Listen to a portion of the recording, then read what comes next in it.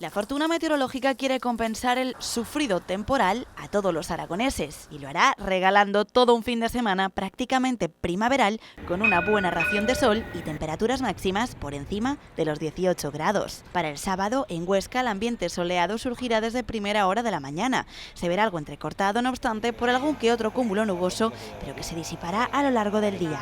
Los niveles térmicos oscilarán entre los 6 de mínima y los 19 de máxima. En Zaragoza, el panorama se representará similar.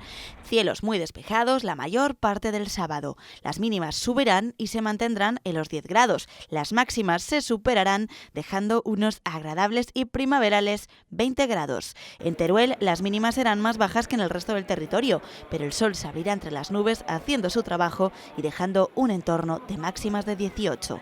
Todo bien hasta entonces, pero si hay un día que destaque del fin de semana será el domingo. El sol lucirá radiante en Huesca, dejando un panorama envidiable, sobre todo para los amantes del esquí. Podrán disfrutar de una de las mejores jornadas de toda la temporada.